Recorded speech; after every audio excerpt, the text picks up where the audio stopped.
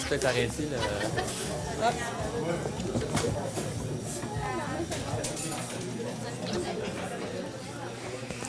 Excusez-moi. Bonsoir tout le monde. Vraiment un plaisir de vous accueillir au Café Lubu. C'est une initiative, en fait, du Café Librairie Lubu et de l'identité québécoise. Lubu, j'aimerais juste rappeler que c'est une librairie spécialisée en littérature québécoise qui engage des personnes sourdes et puis qui fait différentes choses culturelles, comme des soirées de contes avec soirées avec auteurs. Et puis des soirées de contes aussi qui sont traduites en langue des signes québécoise par Joël qui est là ici.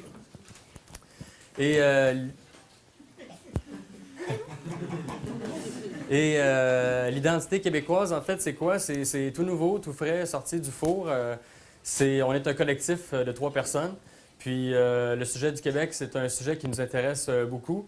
L'histoire, entre autres. Puis aussi, il y a beaucoup de sujets qu'on n'est pas tout à fait au courant, qu'on aimerait se faire remplir de. Alors,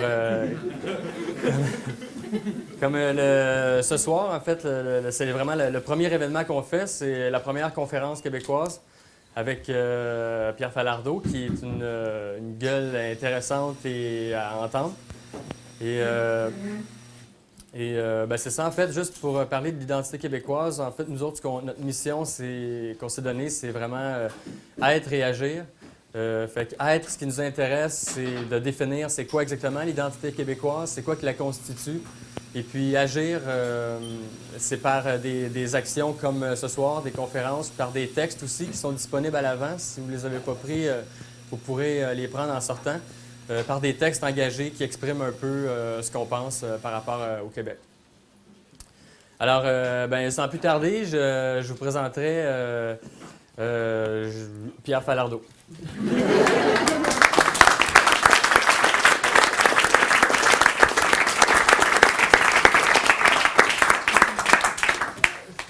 Ouais, je vais te mettre une belle... Continue ce bord-là, toi. Merde. J'ai amené des feuilles, mais j'ai oublié mes lunettes. OK. C'est bien. Et voilà, ton allongé. Ça commence mal. Mon allongé s'en vient.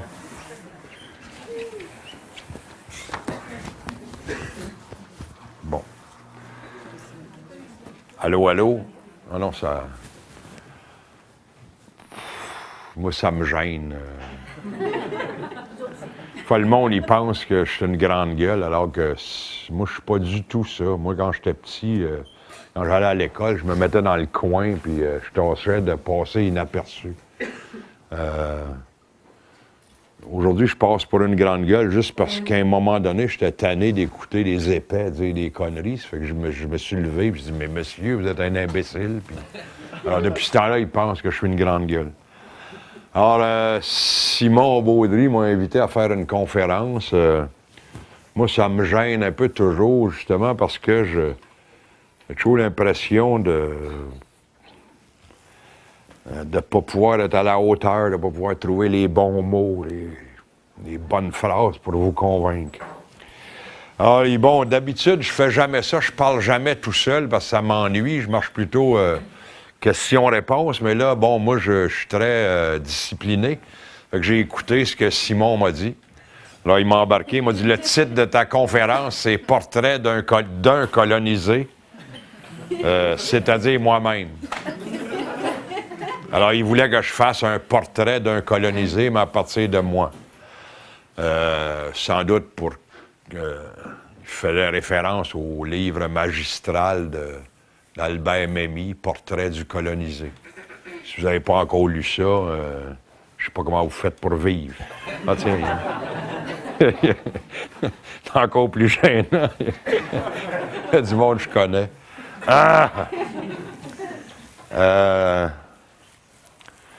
Alors voilà, je vais... Si vous vous emmerdez, c'est de sa faute à lui. Comme je l'ai dit tantôt, je ne peux pas prendre le blanc à 100%. OK.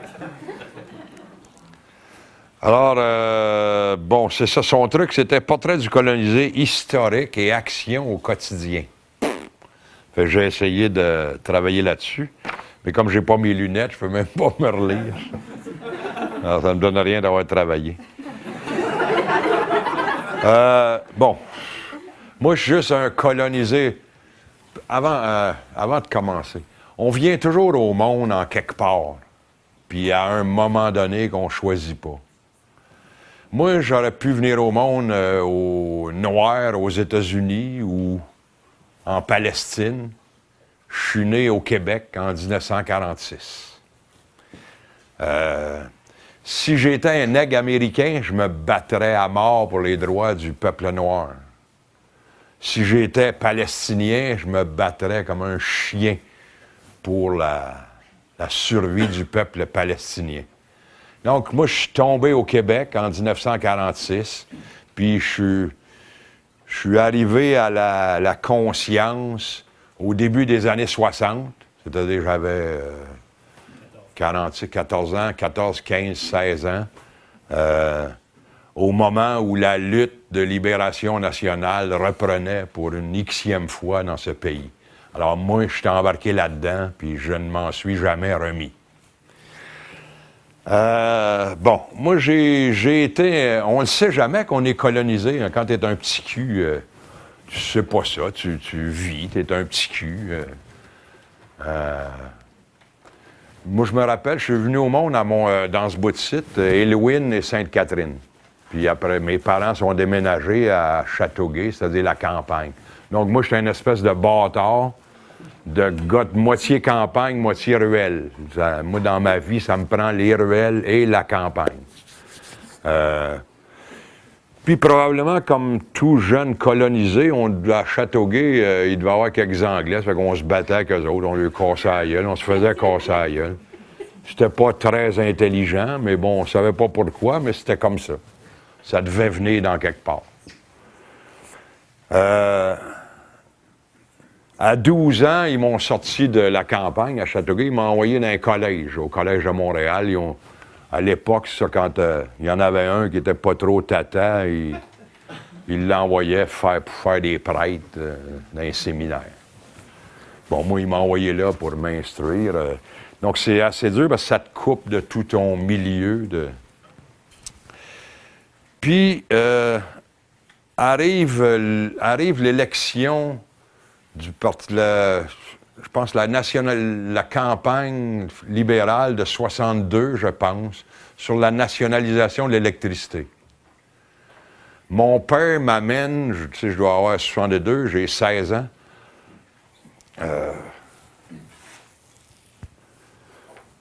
Mon père m'amène dans une soirée organisée par les amis du docteur Philippe Hamel. Tabarnak. C'est des gars, les amis du docteur Philippe Hamel, ils appuient la nationalisation de l'électricité. Ça se passe au Monument National. Moi, tu sais, tu découvres ça, tu as 16 ans. Le Monument National, c'est une vieille affaire. Puis là, il y a en avant, tous les orateurs, c'est tous des petits vieux, ils ont tous au-dessus de 75 ans. Puis là, il y a un monsieur dont j'ai oublié le nom, un célèbre député québécois, s'il y en a qui sont intelligents, qui a participé au vote sur le drapeau. En tout cas, un orateur fantastique. Donc, moi, mon premier contact avec la politique, c'est un orateur qui parle. J'étais sur mon cul. Puis là, tu as tous les amis du docteur Hamel, c'était des gars qui se battaient pour la nationalisation de l'électricité depuis les années 20. Donc, moi, ma première leçon de politique que j'ai appris dans ma vie, c'est que tabarnak, c'est long, puis ça prend du temps, puis c'est tough. C'est la première... J'avais 16 ans, puis j'ai appris ça. C'est des vieux qui... Enfin, leur rêve se réalisait. T'sais, ces gens-là s'étaient battus depuis toujours contre les voleurs, la Shawinigan Water and Power, la Montreal Heat, Light and Power, des estis de bandits du calice. Bon. Ça, c'est la première leçon de politique. La deuxième leçon de politique, c'est que dans les années... peut-être à la même époque, peut-être un peu avant, ou en sortant du collège un dimanche matin, parce que on était pensionnaires, il il y avait une affiche au mur, c'est une affiche du RIN. C'est une affiche, Rassemblement pour l'indépendance nationale. Citoyens, debout, participe à la lutte pour la libération de ton pays. Il m'appelait moi, Ticu Falardeau, aussi. Il m'offrait de me battre pour ça. Ça avec moi, libération, liberté, ça me poigne encore aujourd'hui.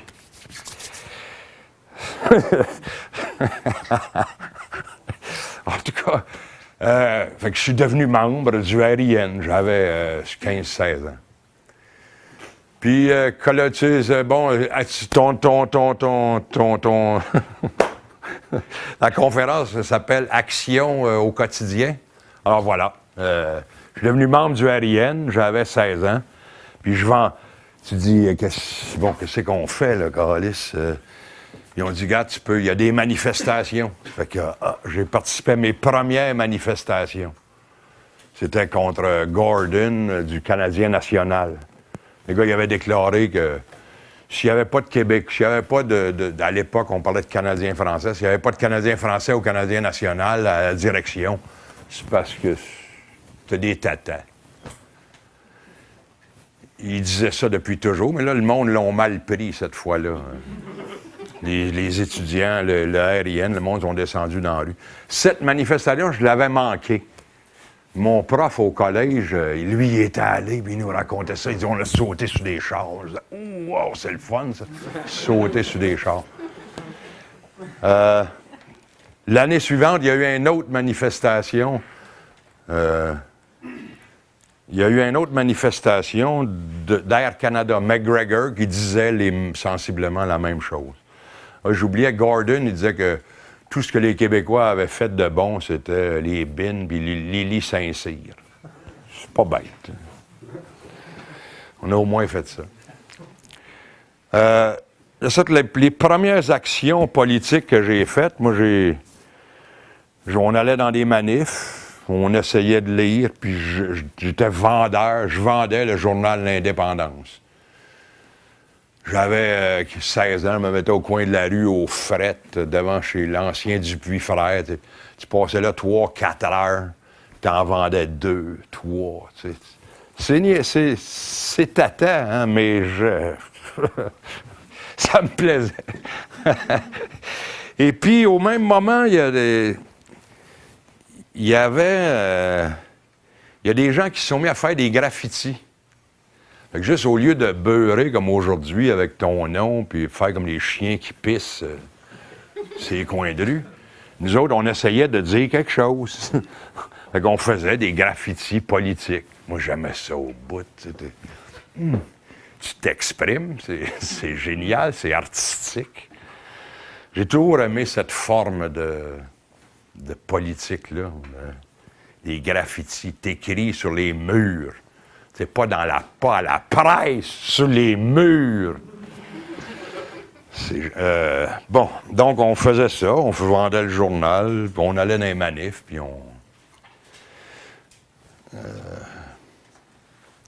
moi, j'étais bien peureux, parce qu'on était des petits gars de collège classique, donc un peu moumoune. C'est le fun, parce qu'il y avait les gars de la gang à Régé-Chartrand, qui étaient eux autres, ils s'appelaient les Chevaliers de l'Indépendance. C'était tous des gars qui venaient du bas de la ville, des boxeurs, des bums.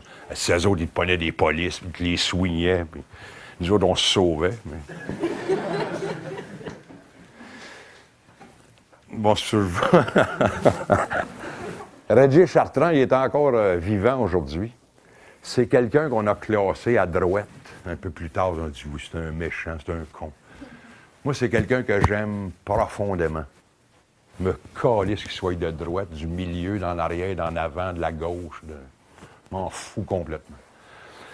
Ceux qui ne connaissent pas Régé-Chartrand, c'est un gars, c'était un ancien boxeur. Il y avait une école de boxe.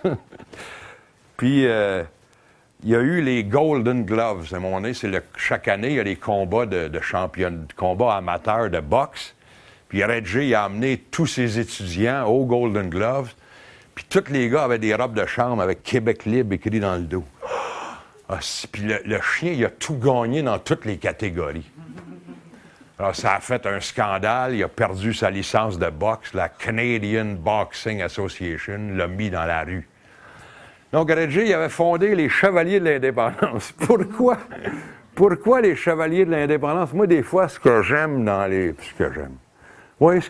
la lutte des peuples, c'est que le monde, ils se battent avec ce qu'ils ont, avec d'où ce qu'ils viennent, avec qu'est-ce qu'ils peuvent, esti.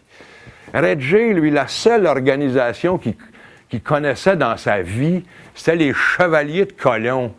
Tu sais, lui, il n'avait pas lu de livre, c'était un boxeur, câlisse. Lui, le Front national de libération, il connaissait pas ça. Lui, comme façon de s'organiser, c'est les Chevaliers de Colomb. Fait qu'il a fait les Chevaliers de l'Indépendance. Puis eux autres, tu sais, pendant qu'il y avait à l'époque les gars du RIN qui écrivaient des journaux, qui étaient des gens bien. Mais Reggie, c'était un gars de bras, un gars du bas de la ville. Puis lui, il se battait, puis il mangeait des volets, les bœufs, le massacrait à chaque fois. Il y a des images encore de ça. S'il y en a qui voient le film Terre des hommes, à Saint-Jean-Baptiste de 68, là, ils se mettent 20 dessus. Ils ont cassé le nez, ils l'ont battu, ils l'ont torturé. Fait que moi, je l'aime, ce gars-là. Puis tous ceux qui crachent dessus, les messieurs et les madames en cravate, qui crachent sur cet homme-là, pour moi, c'est des salopards. Lui, l'indépendance, c'est pas juste des mots. Il a donné sa peau, il a souffert pour ça. Bon, ça, c'est c'est à côté, Reggie Chartrand. Au moment où, je vous ai raconté le RIN, tout ça, les graffitis, à mon avis, il y a bien du monde qui faisait des graffitis.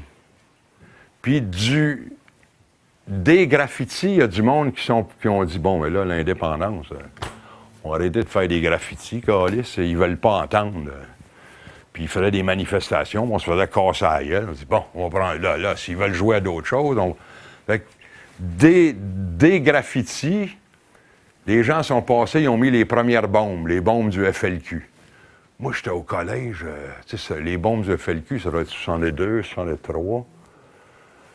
Moi, j'étais un petit cul au collège, on lisait le devoir le matin.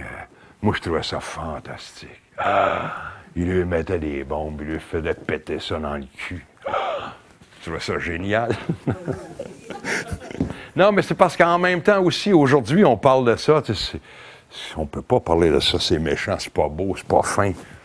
Mais à l'époque, la violence politique, ça existait. Il y avait ça en Algérie, il y avait ça à Cuba, il y avait ça au Vietnam, il y avait ça partout en Afrique. Donc les gars ici, on dit, si ça marche pour les Algériens, ça va marcher pour nous autres. Donc, moi, j'ai été élevé là-dedans. Puis le FLQ, je sais pas, moi, je trouvais ça bien intéressant. Mais comme je n'étais pas dans des réseaux organisés, je les ai jamais rencontrés. Ça fait que j'ai pas pu faire de... Puis probablement, en y repensant aujourd'hui, peut-être que je l'aurais pas fait, parce que je suis trop chieux. Moi, dans les années par après, j'ai rencontré bien des gars qui ont été dans le FLQ, qui ont fait de la prison. Puis je les trouvais tough. Je trouvais que c'était des gens courageux, qui avaient donné une partie de leur vie pour leur peuple. Moi, ça, je trouve ça respectable, quelles que soient les erreurs. Je me rappelle, il y a un gars que j'ai connu qui s'appelait Pierre Demers. Il a travaillé à l'ONF. Il était dans le FLQ, il faisait des hold-up. Il était vrai grand comme ça, puis il pèse 125 livres. Sauf qu'il rentrait avec un 45 dans un char. Puis... Mais juste une belle histoire. À mon avis, pour faire des hold-up, pour ramasser de l'argent, il avait besoin de voler un char. Fait que sa rue, il y a un vieux qui arrête avec son char. Il ouvre la porte, il rentre avec son 45, il met ça dans la face du vieux, puis il dit « Hey, on a besoin de ton char. » Le vieux dit « Non, vous ne l'aurez pas! » Il dit « Oh, on l'a débarqué. »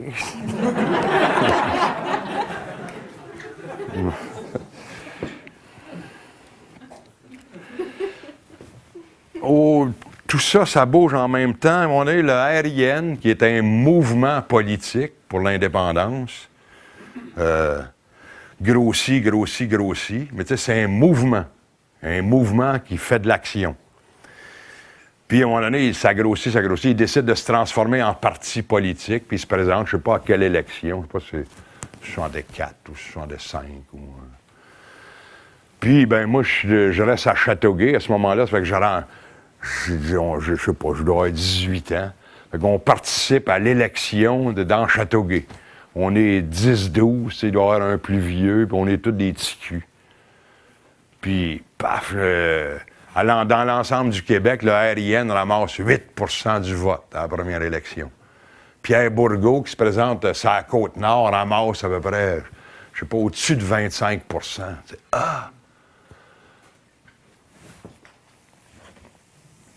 Les choses évoluent. René Lévesque quitte le Parti libéral, fonde le mouvement Souveraineté Association. Il présente des candidats aux élections. Moi, je me joins au PQ, même si je trouve ça un peu moumoune. Je trouve... À l'époque, on parlait d'indépendance, on parlait de colonialisme, on parlait de néocolonialisme, on parlait d'impérialisme, on parlait d'exploitation coloniale. Puis là, il arrive un parti qui parle de Souveraineté Association. Je trouvais que ça reculait un peu, mais bon, la lutte, on lutte comme on peut. Je participe à la première élection du PQ. Là, c'est plus l'élection du RIN, c'est tous des petits crottés. Là, soudain, il y a de plus en plus de cravates puis d'habits.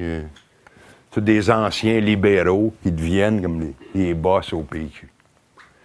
Mais moi, des fois, ça me dérange pas. Je note ça, mais je suis capable de travailler pareil avec eux autres.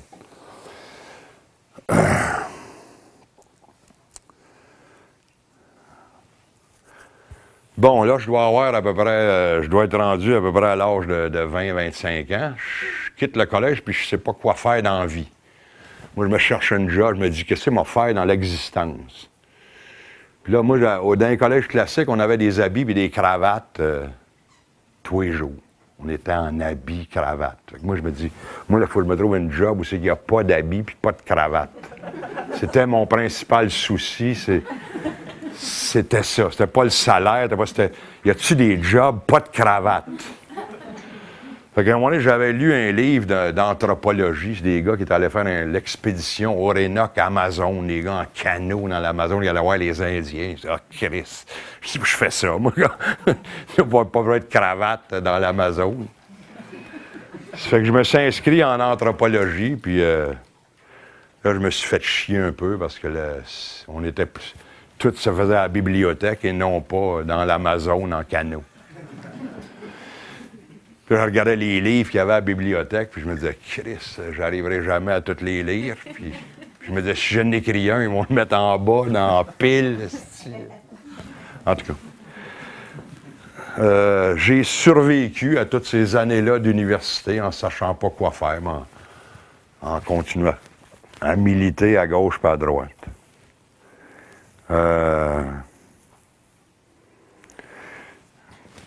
Vers la fin d'anthropologie, je m'aperçois que je peux lier 2-3 affaires que j'aime dans la vie ensemble. Je m'aperçois, au lieu de faire les travaux qu'ils veulent qu'on fasse, je me dis, Chris, si je travaillais sur les affaires qui m'intéressent. Alors, en anthropologie, dans la dernière année, j'ai fait j'ai dû faire un travail sur le FLQ. Puis j'ai fait un travail sur les Noirs américains, sur les Black Panthers, Mohamed Ali, Malcolm X, Rap Brown, Stokely Carmichael. Moi, je trouvais ça bien intéressant, les luttes des Noirs américains. Fait que j'ai fait un travail d'anthropologie là-dessus. Je me disais, c'est le fun, l'anthropologie, si je peux faire ce que je veux. Puis au même moment, on a un petit cours de cinéma en anthropologie. Puis là, je découvre les grands documentaristes québécois. Pierre Perrault, Bernard Gosselin, Gilles Groux, Arthur Lamotte, tous les gars qui sont à l'ONF, je m'aperçois que le cinéma, c'est pas juste les niaiseries de John Wayne, puis d'Elvis Presley, puis de toute la marde qui nous vient des États-Unis, que le cinéma, ça peut être un outil pour comprendre notre propre société. Moi, quand j'ai vu les premiers films de l'ONF, c'est comme la liberté. Ça, moi, un ouvrier, je trouve penser, les seuls ouvriers que j'avais vus dans ma vie, c'est des ouvriers français en Bessic avec des bérets et un pain en dessous du... Puis là, tu voyais des gars comme mes voisins, c'est avec des petites calices de casquettes, des boîtes à lunch. En tout cas, je me suis jamais relevé du documentaire québécois. Fait que c'est là que j'ai réussi à mettre tout ça ensemble, anthropologie, cinéma, puis politique. Tu sais, des fois, dans la vie, il y a du monde qui ont leur travail, puis ils militent à côté. Moi, depuis ce temps-là, depuis l'âge de 25 ans, mon travail, c'est ma militance, puis c'est tout relié ensemble. Puis j'ai été mal élevé après ça en regard. Mais tu sais, tu n'arrives pas à ça tout seul, tu découvres ça tranquillement. Tu découvres, tu sais, par exemple, au même moment, en 67, je lis dans le journal, il y a un gars qui s'appelle Gaston Miron qui publie L'homme rapaillé. Moi, je suis pas... Tu sais, je lis, mais je suis pas un têteux de poésie. Pourquoi je t'allais acheter ce livre-là? En tout cas, encore, c'est un livre fondamental, comme aussi beau que Portrait du colonisé et le livre de Fanon. Les damnés de la terre. En tout cas. Oups, là, c'est un intellectuel québécois de haut calibre. Calice! Gaston Miron. Ah! Un poète en plus, puis lui avec, sa poésie, c'est sa militance, c'est tout ensemble. En tout cas, de sorte que, c'est ça, j'ai commencé à faire des films, et puis, bon. Voilà. Alors, c'était mon action au quotidien. Moi, tâché de lire le reste. Pardon? Non, ça va aller. Ah oui, on peut. Pendant ces années-là aussi, je lis les journaux, puis je m'aperçois qu'il y a une section lettres des lecteurs. Puis des fois, je lis des affaires qui je trouve gnochons.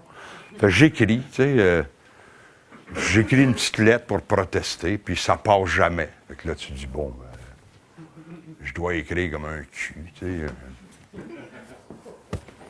Mais c'est parce que je me suis jamais, tu sais, moi, j'ai jamais pensé, jamais voulu écrire, jamais pensé que je pourrais écrire. Mais j'envoyais des lettres de même pour protester, puis ça passait jamais. Bien plus tard, je sais pas quand, je me rappelle plus quand, dans les années 80,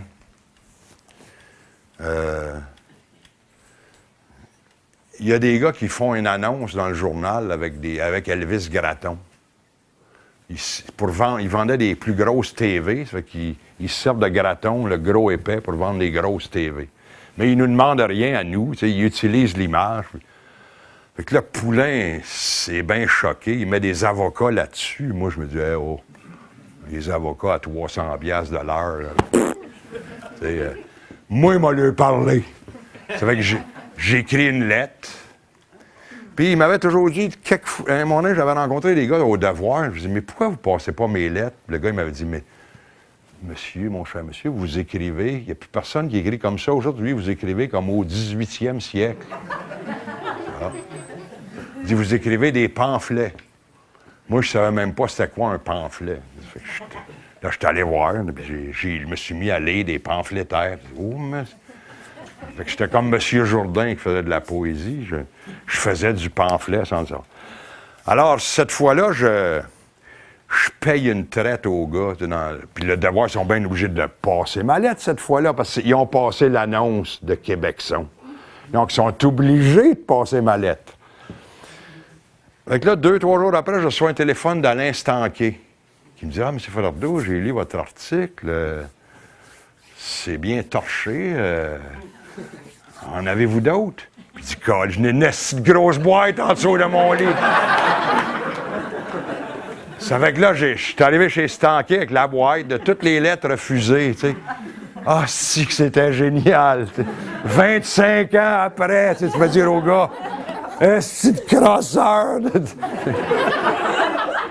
Je me rappelle Laurent, j'avais écrit un article sur Laurando, le Marc Laurando, que j'aime bien, qui est bien gentil, mais à l'époque, il y avait, quand les Irlandais, l'IRA avait fait péter la gueule à Lord Mountbatten, esti. Ils faisaient de la pêche, ce con, en Irlande, esti, en tirant ses casiers de homard, il avait mis une bombe dans le casier de homard. Ça y a pété d'en face, ce con. En tout cas, Laurando avait attaqué l'armée républicaine irlandaise dans un article. Puis moi, j'avais répondu, il l'avait traité de crétin. Puis là, 25 ans après, il recevait ma lettre. Ça fait quand même du bien. Mais bon, c'est ça. Donc, moi, tu vois, donc, me suis retrouvé à écrire par hasard. Puis après ça, je pense que c'est ça aussi, j'avais dû commencer à écrire un peu avant parce qu'on a commencé à faire des films de fiction, puis donc il a fallu que j'écrive. Donc, tout ça, c'est tout du hasard. Mais en même temps, l'écriture permet de continuer à militer puis de te battre.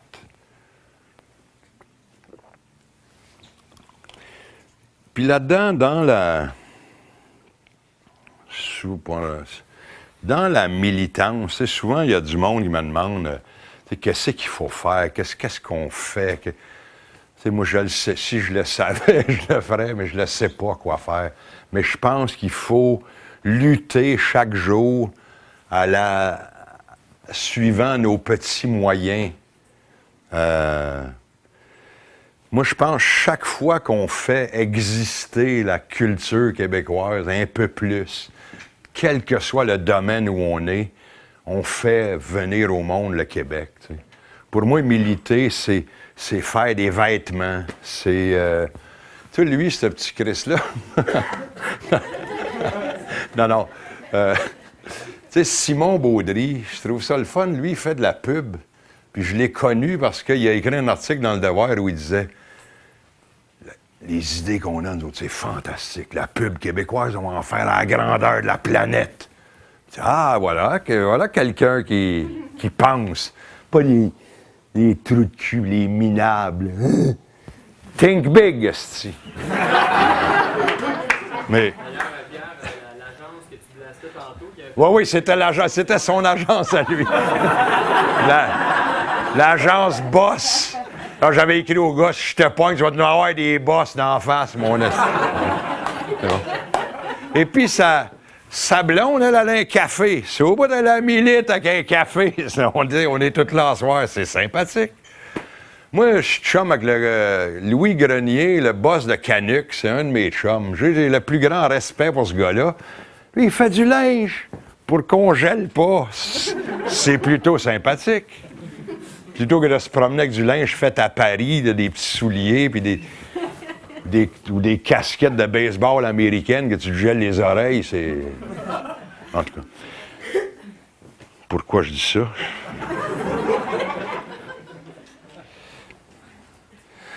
Bon.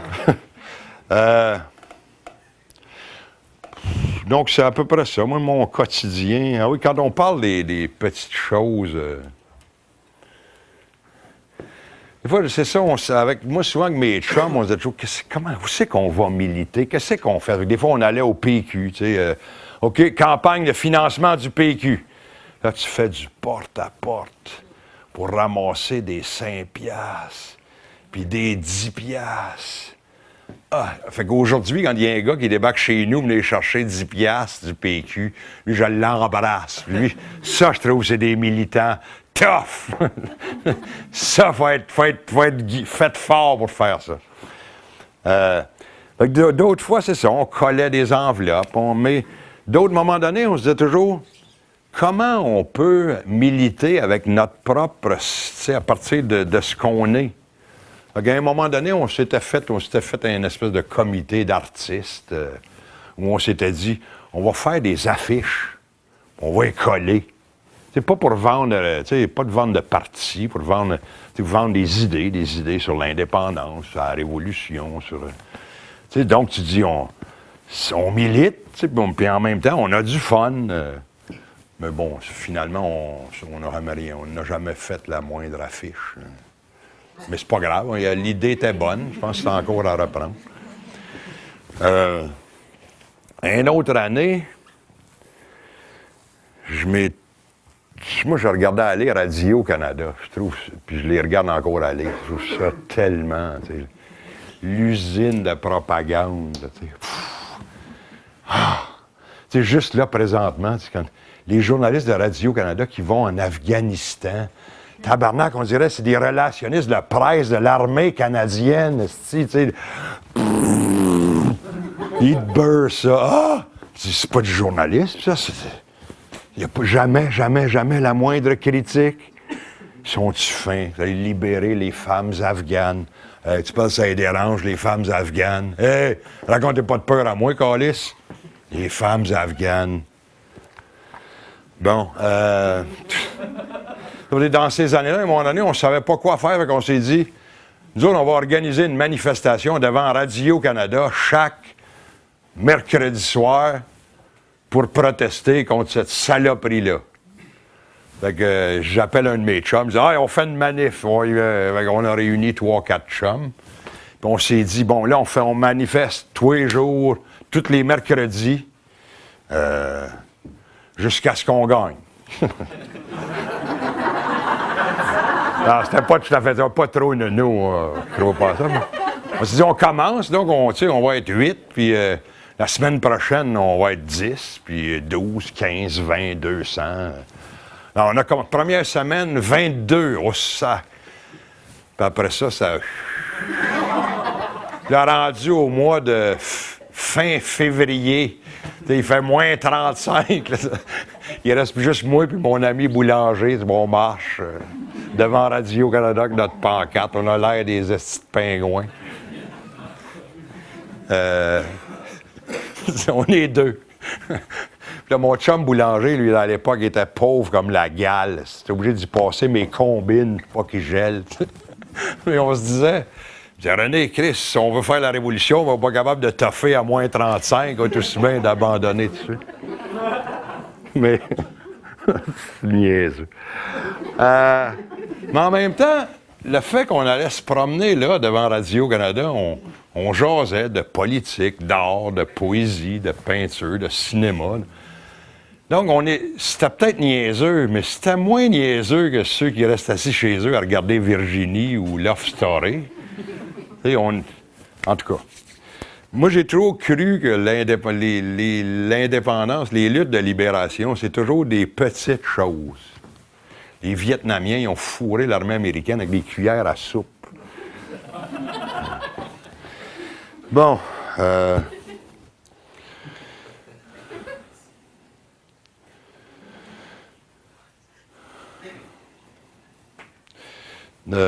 parle de c'est toi qui m'as embarqué là-dessus, sur la militance au quotidien. Arrive le référendum de 80. La forme d'action qu'on se prend, c'est qu'on dit on va faire des graffitis.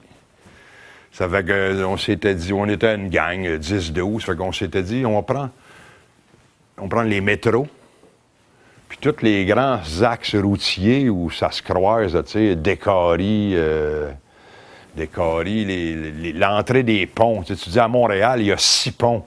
Tu beurres 6 affaires, tu rejoins 1 million de personnes. Donc, ça, j'ai appris ça en art militaire, on appelle ça l'économie de l'effort. Mais bon, ça, on faisait des graffitis. Il y en a un qui arrivait, il y avait de la peinture bleue, puis il y a peinture rouge, puis il écrivait « No ». Puis l'autre à côté, il arrivait, puis il barrait le no, puis il écrivait oui. C'était notre action. Tu vois, j'avais à peu près 40 ans. Le petit grand niaiseux qui fait des graffitis à 40 ans. L'année suivante, je ne sais pas si c'est au même moment ou un peu avant, un peu après, je me suis fait arrêter avec mon ami boulanger par la police parce qu'on faisait des graffitis. Mon cas, il s'est un coup de flashlight dans le front. Il y avait mon ami Francis Simard, lui, qui a fait Octobre 70, qui était sorti de prison depuis, il a fait 11 ans. Là, lui, quand je me suis fait arrêter, mon ancienne blonde, elle l'appelle Francis. Elle dit, Pierre vient de se faire arrêter. C'est bien bon pour lui. Il va lui faire du bien.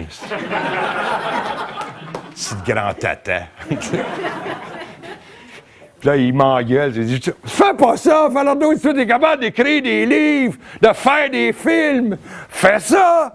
Tu sais, garocher des cocktails Molotov, laisse ça à d'autres gars. Il y a des gars, autres, tout ce qu'ils peuvent faire dans la vie, c'est garocher des cocktails Molotov. C'est correct. En tout cas, il était bien fin. Donc ça a été la dernière fois où j'ai fait des graffitis. Je m'ennuie, d'ailleurs. Non, mais c'est parce que des fois, ils veulent pas que tu écrives dans leurs journaux. Tu écris ces murs. C'est ça que j'aime de ça. Hey, ça fait l'heure, es-tu passé, là? Non? J'entends toujours mon café. Oui, c'est ça, on s'est dit à pause. OK, pour après. En fait, pour rester ta conclusion OK. La vision du Québec actuel futur. OK. Je finis presque, là. Donc, le référendum, on perd.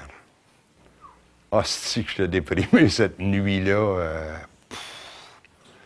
Puis je me rappelle, le lendemain matin, j'étais avec le gros poulain, on se promenait dans le métro, le métro Mont-Royal. Tout le monde se promenait, l'air déprimé. Nous autres, on hurlait. « Au travail, esclaves! Au travail! » Calice. Mais bon, en même temps...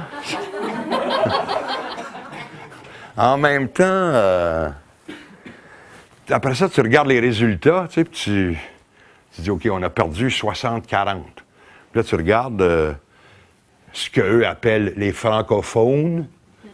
Les francophones ont voté à 50% oui. Moi, j'appelle jamais ça des francophones. Moi, je suis pas un francophone. Caliste, c'est un Québécois, point.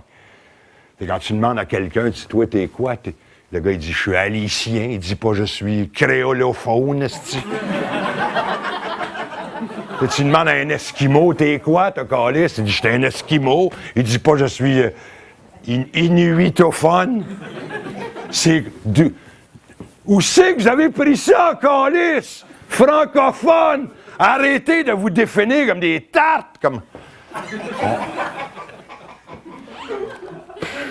Les Algériens, avant d'être des Algériens, s'appelaient des Français musulmans.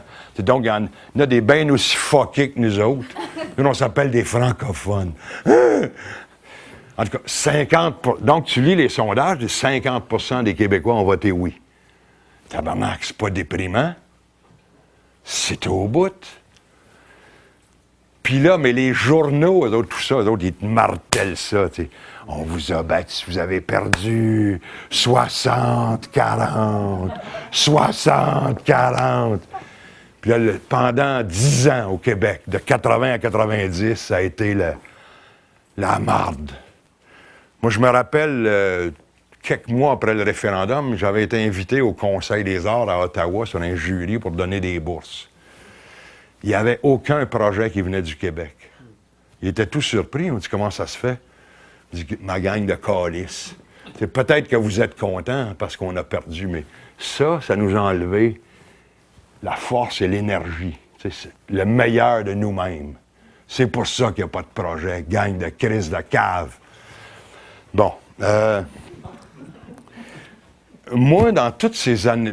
C'était des années bien décourageantes. Puis probablement que les jeunes qui sont venus au monde dans ces années-là, il y avait eu la perte du référendum, mais il y avait aussi, je sais pas, il y avait un climat, là, les années 80, ce climat de crise, de crise, c'était down, tu sais. jusqu'à bien longtemps. Puis des fois, je me rappelle avec mon ami Simard, en 82, en 83, en 80. Simard, lui, c'est un optimiste. Il dit toujours le balancier, ça va revenir. Hey, puis là, des fois, on se disait, pour moi, on n'est plus juste deux à croire à ça, l'indépendance. C'est plus juste toi puis moi. Puis, là, il dit, non, ça va remonter l'année d'après. C'est encore. Mais moi, j'ai jamais trouvé ça décourageant. Tu disais 50% du monde ont voté des Québécois ont voté oui. Mon chum Francis, lui, dit, qui est un optimiste. Lui, il dit, lui, il était dans le RIN sur la rive sud. Il était deux à l'époque. Michel Vigée, puis lui. Il dit, Michel Vigée, il est mort. Il reste plus juste moi. Vous êtes découragés de quoi? Fait que bon. Juste un peu avant le deuxième référendum, je reçois un coup de fil à un moment donné, c'est des jeunes du PQ qui ont, ils ont supposément une assemblée à Saint-Hyacinthe, une assemblée de jeunes péquistes. Ils disent, voulez-vous venir parler? Si vous voulez que moi j'aille parler? Je parle pas, moi. Mais je dis, bon, je vais y aller. Fait que j'arrive là, je m'attendais à faire une petite réunion de monde, des jeunes. J'arrive là, c'était le congrès, il était 500. Je rentre dans l'hôtel, je dis, vous voulez pas que je parle devant 500 personnes? Moi, j'ai jamais fait ça de ma vie. Puis là, il dit, oui, ben c'est ça. Là, je me dis, ah merde, moi, je suis dans la marde, dans la scie, là. Faut que j'aille en avant, tu sais. Fait que là, j'ouvre la porte, je rentre, puis le monde applaudit. Puis là, je me dis, Chris, il doit y avoir quelqu'un en arrière. Puis... Quand je me suis retrouvé en avant, puis j'ai parlé. Pour la première fois de ma vie, j'ai fait un espèce de discours. Puis là, les jeunes, ils se sont mis à m'appeler cégep de Matane, cégep de machin. Ils m'ont dit, viens donc, viens parler. Puis je me suis mis, tu sais, quand on parle de militance, là, je me suis mis à parler. Puis des fois, en faisant ça, ce que j'ai bien aimé, c'est que en même temps, en même temps qu'il y avait ça, je venais de finir, je pense, le film Octobre. Dans le film Octobre, j'avais travaillé avec des jeunes acteurs, des gars plus jeunes que moi, comme Luc Picard, qui doit avoir 40, 46. Donc, tous des gars qui avaient 20 ans de moins que moi. Puis j'avais eu bien du fun avec eux autres. Des fois, moi, le monde de ma génération, là, je n'en puis plus. Avec les estrières à la marde, le piscine hors terre, le cynisme du monde, ils sont revenus de tout. En tout cas, en travaillant avec du monde qui avait 40 ans de moins, ça m'a fait du bien. Je me sentais à l'aise avec du monde pas cynique. Et puis après ça, en allant dans un cégep, ben, c'est le fun parce que les jeunes, ils te remercient. Merci, M. Falardeau. Mais ils savent pas qu'eux autres aussi, ils te donnent quelque chose. Parce que quand t'es là, tu sais, c'est la jeunesse. Ils ont 20 ans, câlisse.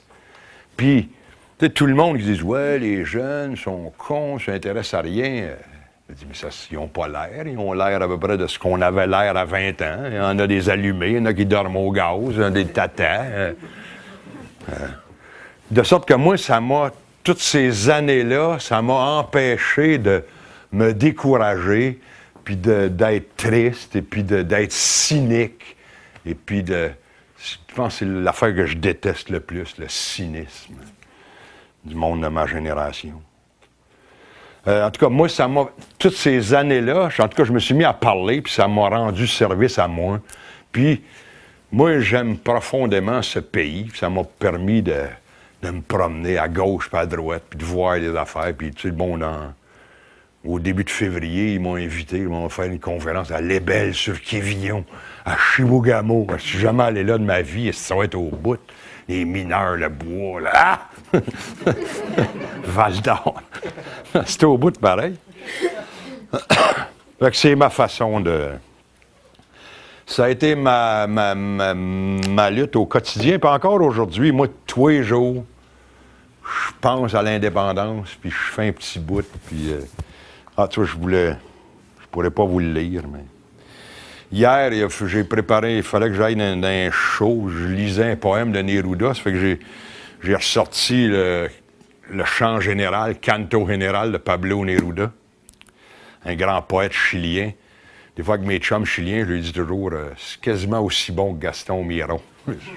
Juste pour rire, parce que je suis raciste. Non. Non, mais... En tout cas, Pablo Neruda, c'est bon en esti. Puis, j'aurais voulu vous en lire un bout, parce que c'est mon quotidien. Hier, fait que là, j'essaye de le passer. Mais je peux pas, j'ai pas mes barniques. Sauf que j'ai relu aussi la préface. Puis j'ai relu des bouts que je souligne, que j'oublie. Puis il y a tout un bout où j'apprends que le livre de Neruda, il a paru au Mexique en 1950. Avec des illustrations de David d'Alfaro Siqueiros et Diego de Rivera. Le monde est petit, câlisse, le monde, on est toute une petite gang parce que moi, la première fois que je suis allé... Moi, j'ai découvert les premiers peintres que j'ai aimés, c'est les muralistes mexicains. Siqueiros, j'avais 20 ans au Mexique, tu dis, ah, c'est ça, on peut faire ça avec la peinture.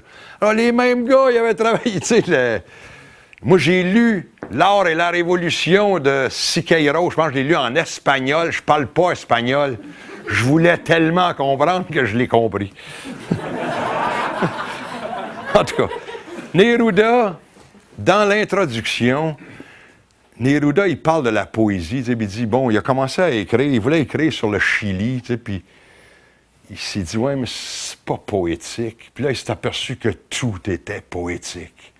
Puis il dit, il faut nommer les oiseaux du Chili, les fleurs du Chili, les arbres du Chili, les animaux, le monde. Ah, c'est magnifique parce que Miron, au même moment, Miron se dit, moi, quand j'étais petit, je lisais de la poésie, tu sais, puis dans les poèmes, il parlait des oliviers. Je me dis tout dit, une épinette, c'est pas poétique. Puis là, à un moment donné, il s'est aperçu qu'une épinette, c'était poétique. Fait que tu dis, Pablo Neruda, c'est quasiment aussi bon que Miron. Ça, c'était mon quotidien, ça. Bon, là, c'est quoi la dernière affaire? Tu vas avoir la pensée actuelle? Oui, bien, ta vision du Québec actuel. Ma vision actuelle, OK. 1, 2, 3, go.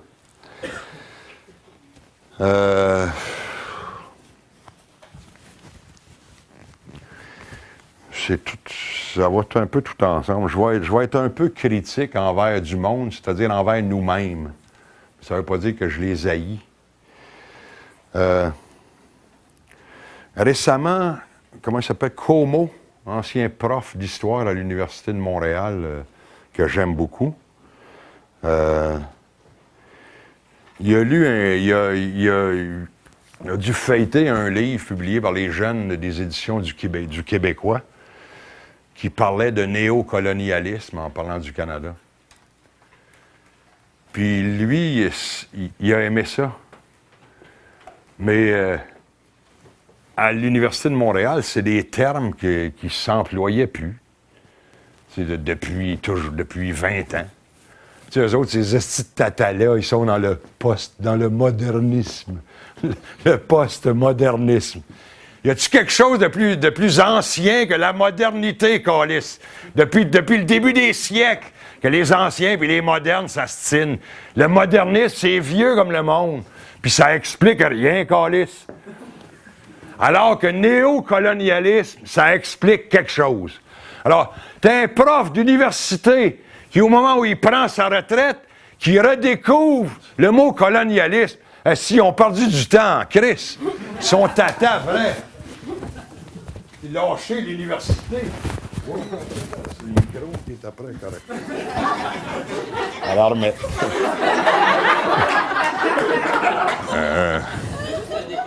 Non, ça va.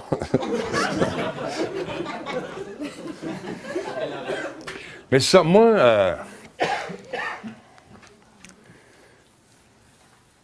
Chaque fois qu'on me demande si on part là, de la base, qu'est-ce que le Québec? OK? C'est quoi le Québec? Premièrement, c'est un pays conquis par la force en 1760. Si tu ne pars pas de ça, tu es à côté de tout. Bon, c'est un pays conquis par la force en 1760 et annexé par la force en 1840. Puis la Confédération, c'est juste un réaménagement de l'acte d'union de 1840. Donc le Québec, c'est un État annexé, c'est un État inféodé à un autre État. C'est ça notre situation politique. Puis moi, n'importe quel militant politique au Québec qui ne part pas de ça, pour moi, c'est un menteur ou une tarte. Ça existe. C'est pas moi qui l'invente. Tu sais, puis moi, des fois, souvent, l'autre jour, je me suis encore fait reprocher de « Oui, vous parlez contre les Anglais. Contre qui tu veux que je parle? Vous parler contre les Russes? C'est pas les Chinois, moi, qui m'oppriment, calissent, eux autres. Puis à part de ça, moi, c'est pas les amants calisses des Anglais, c'est pas les Anglais, c'est le colonialisme britannique. C'est pas pareil, ça. Il y a le peuple, il y a un système d'exploitation. Et puis, le Québec, on a vécu de 1760 à 1867 sous le colonialisme britannique. Ah, si je l'invente pas! C'est pas dans ma tête, c'est pas parce que je rêve. C'est ça, ça existe. Et puis, depuis ce temps-là, on vit sous le néocolonialisme canadien. Le Canada, c'est à peu près, tu sais, si on cherche à comprendre, ça ressemble à la Rhodésie ici. C'est ça, c'est les coloniaux britanniques qui se sont donné une indépendance. Ça ne change rien pour nous autres. Nous autres, on reste opprimés. Donc, on vit depuis ce temps-là sous le colonialisme britannique, canadien. À un moment donné, moi, je me suis mis à chercher je me suis dit, il faut chercher sur le colonialisme. Fait que je suis allé à l'université McGill. Moi, je ne sais pas comment ça marche, les ordis, mais j'ai pesé comme ça un piton. Puis là, tous les livres sur le colonialisme sont sortis. Là, j'ai tout fait. Il y en avait des pages. Là, il y avait un livre québécois. À peu près 500 livres publiés par des Indiens. Tabarnak, les hindous en short, en sandales, sont moins tartes que nous autres. Ils ont travaillé là-dessus, nous autres pas. Ils travaillent sur quoi, les estis d'intellectuels québécois plein de merde? Tu sais, c'est la base des choses. Si on, tu sais, puis dans tous nos mouvements politiques, si on ne tient pas compte de ce fait-là premier, pour moi, on est à côté de tout. Moi, les Verts, m'en calisse des Verts. S'ils ne tiennent pas compte de ce fait-là, la gauche, la droite, le milieu, si on ne tient pas compte de ce fait-là fondamental, on est, à mon avis, à côté de tout. Tu peux me tromper. Je pense pas. Bon. Mais aussi, des fois, je trouve que dans... Alors, au lieu de... Puis ça, c'est ce que moi, j'ai appris. C'est pas de la nostalgie, mais c'est ce que j'ai appris des gars du RIN, de Bourgault, d'Allemagne, puis de ce que j'ai vu à travers le monde. Tu sais, des fois, si tu veux comprendre le Québec, il faut que tu lises l'histoire, puis il faut que tu regardes, tu compares les situations. Puis c'est pareil. Tu sais, les colonialistes, qu'ils soient français, anglais, russes, portugais, ça marche toujours de la même façon. Partout sur la terre, puis pour comprendre notre situation, il faut que tu lises comment ils ont fourré les autres. Puis les colonialistes britanniques fourraient des Blancs, des Québécois ou des Irlandais ou des Nègres ou des Chinois, c'est pareil. Ils en ont rien à foutre. Ils sont fins, ils nous ont laissé notre langue. Ah! Ils nous ont laissé... Mais partout à travers le monde, ils nous ont laissé leur langue. Pas ça qu'ils veulent, c'est pas la langue qu'ils veulent, c'est le fric. Bon, je m'en ai dit, réveillez-vous. Mais, en même temps, tu sais, quand je vous ai dit tantôt que dès la naissance du mouvement Souveraineté Association, je trouvais qu'il y avait une déperdition du langage et de la compréhension des choses pour pas faire peur, supposément pour pas faire peur au monde. Moi, je pense, le monde, si tu leur expliques au monde, puis à la gang, on va arriver à comprendre, même si je me trompe. Bon. Puis tout ce discours-là, à l'intérieur des mouvements qui présentement ont le plus d'importance dans le mouvement de libération nationale, je trouve que c'est toujours un discours un peu ennuyant. Quand sous Bouchard, le gros argument, c'était il faut faire l'indépendance pour éviter les dédoublements administratifs. Et ça, tu bandes en esti. Moi, là, je m'ai donné ma vie pour les dédoublements administratifs. C'est pas ça, c'est une question de liberté. Il faut libérer la nation opprimée. C'est pas le dédoublement administratif. Puis, c'est des conneries. Parce que, il y avait espèce de petit crétin libéral, homme d'affaires, là, qui a fondé les téléphones Fido. Sirois. Qu'est-ce qu'il a dit là-dessus? Je vous l'ai dit à la gang, on va arriver à... Charles Sirois. Lui, Sirois était un fédéraliste, était 100% d'accord avec Lucien Bouchard. Le problème, c'est les dédoublements administratifs. Il dit, s'il n'y a plus de gouvernement du Québec, il n'y a plus de... s'il y a juste un gouvernement canadien, il n'y a plus de dédoublement administratif, c'est réglé. Donc, c'est pas ça le problème. Là, l'autre affaire, dans les dernières années, c'était le déséquilibre fiscal. Ça aussi, ça je bande quand j'entends parler de ça. Prêt à donner ma vie pour ça, moi, la fiscalité. Mais là, ils l'ont dans le cul, parce que l'autre, il est après à régler le problème. Fait qu'on ne fait plus l'indépendance. Tu sais, puis, il a suffi, un gars comme Harper, tu sais, dernière élection, il n'y a pas de programme, il n'y a pas d'organisation, il n'y a pas de député, il n'y a rien, tu sais. Puis, il arrive à Québec, puis il dit, moi, là, m'a vous donné un strapontin à l'UNESCO, puis je règle le déséquilibre fiscal. Puis le monde dit, wow, wow! Un banc à l'UNESCO, en arrière, dans le backstore.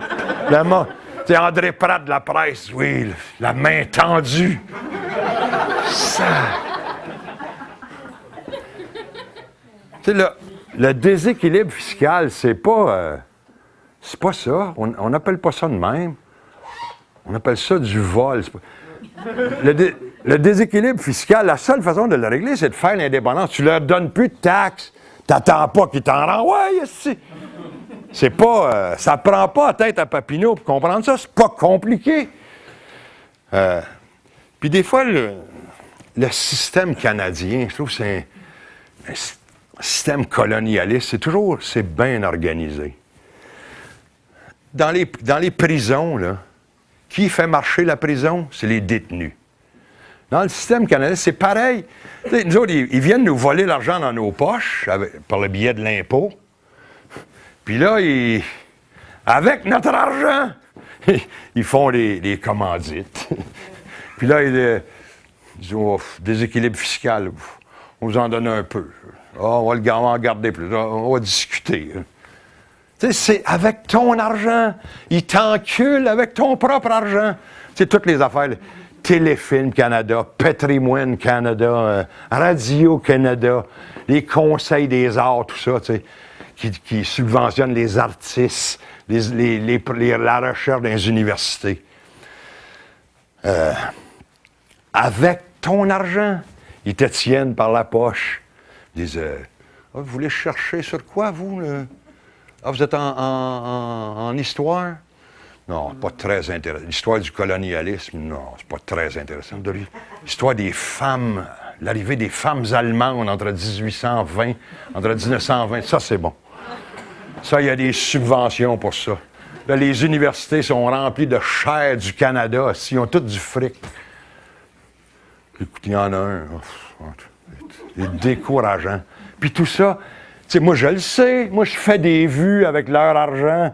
Ils nous tiennent, tu sais, puis les patriotes, non. Octobre 70, non. Si vous n'êtes pas une blonde, parlez de votre blonde ou les vergetures de votre blonde, ça, c'est bon. Les tulipes à Ottawa, la culture des tulipes à Ottawa, ça. Mais c'est avec ton argent. C'est Patrimoine Canada. C'est même, ça s'appelle, non, en tout cas. Tu sais, c'est supposé de s'occuper de notre histoire. Tu sais, grosse île, l'arrivée des Irlandais. Bon, c'est sympathique, l'arrivée des Irlandais au Québec, mais moi, j'existe pas, câlisse. Tu sais, les patriotes, on n'a pas un monument, c'est gros, le monde n'a rien. Le camp Baker à Sainte-Martine, ça n'existe pas. Enfin, on est obligé de payer ça en plus de notre... monsieur. Bon. Fait que des fois, le discours du mouvement indépendantiste me tape un peu sur les rognons. Donc, dernièrement, la pire, je pense, c'est sur l'Afghanistan.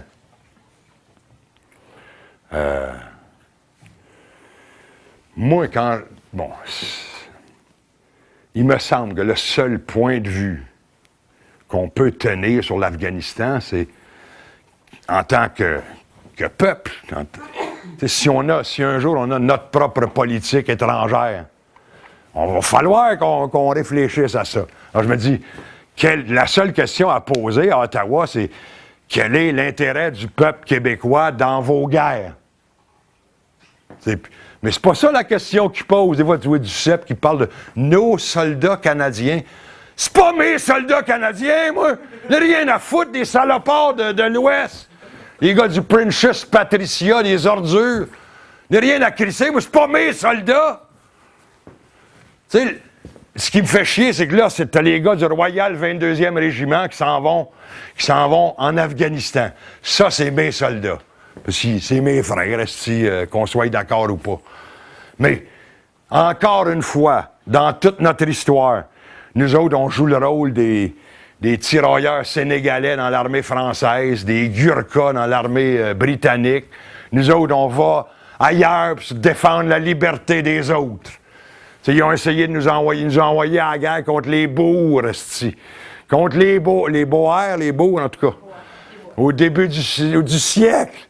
Qu'est-ce qu'on avait à faire, Après ça, Première Guerre mondiale, on est allé se battre pour la liberté des autres en Europe. C'est extraordinaire. Hein? Le Royal 22e, le bataillon, à l'époque, ça ne s'appelait pas régiment, Royal Bataillon 22e. C'était tous des Québécois, puis les ordres se donnaient en anglais. Puis au même moment où on allait se battre pour la liberté des autres, c'est en Ontario, il y avait le règlement 17 qui interdisait l'enseignement du français. Après ça, la deuxième, pareil, on est allé défendre la liberté. Puis là, ils nous envoient encore. Puis le chef du bloc, il parle de nos soldats canadiens, puis il va falloir étudier ça un peu. De quoi il a peur? Il a peur que l'autre bord, il n'aime pas ça? Bon, enfin.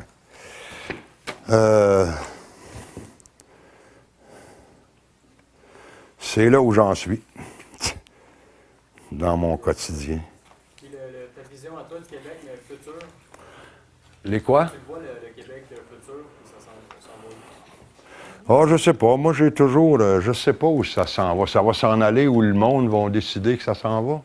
Mais moi, j'ai... C'est presque une réponse de politicien, ça. Non. Non, moi, j'ai rien à gagner, mais... Non, c'est parce que je suis foncièrement comme ça. Moi, d'une part, je suis foncièrement pessimiste, en général. Simard aurait dit quoi? Pardon? Votre ami Simard aurait répondu quoi? Lui, il ne saurait pas quoi dire, mais c'est pas parce que je suis pessimiste que j'arrête de me battre. Moi, je crois à la lutte de notre peuple. Moi, je trouve ça beau, esti. Moi, il y a des fois, je nous aime collectivement, d'autres fois, Christ que je nous haïs. Mais, tu sais, il y a des écologistes qui se battent pour la survie des grenouilles à 3 pattes et puis tout ça. Moi, j'ai étudié l'anthropologie. Moi, ce que j'ai aimé dans l'existence, c'est la diversité des peuples sur la Terre. Et puis, chaque fois qu'il y a un peuple qui disparaît, moi, ça m'attriste parce que l'humanité perd quelque chose. Puis nous, si on ne fait pas un move... Si on se réveille pas. c'est ça. Si on fait pas un geste, à plus ou moins brève échéance, c'est la mort. Tu vois, il y a... Avant 1840, on était en majorité. Après 1840, ils nous mettent en minorité. On passe en bas de 50 % au Canada. Puis là, depuis ce temps-là, on baisse. Il n'y a pas longtemps, on était encore 33 % là, je sais pas, on est à 25, en bas de 25. T'sais, quand on va pogner 15, 10, bonne chance.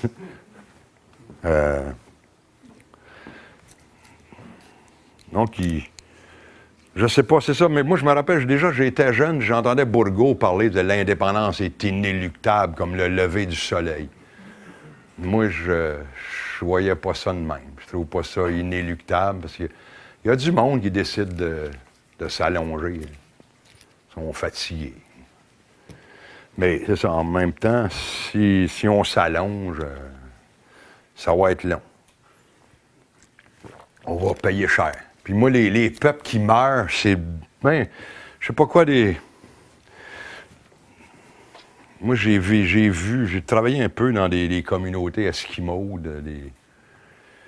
des communautés amérindiennes, et tabarnak. La mort des peuples, là, c'est tough. On en sniffe du gaz.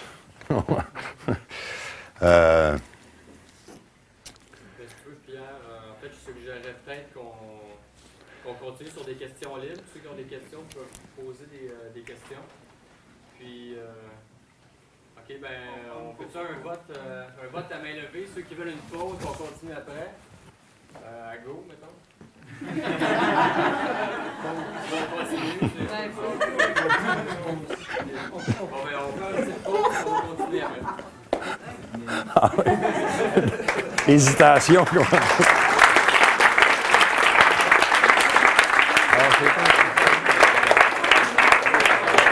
C'est la pause.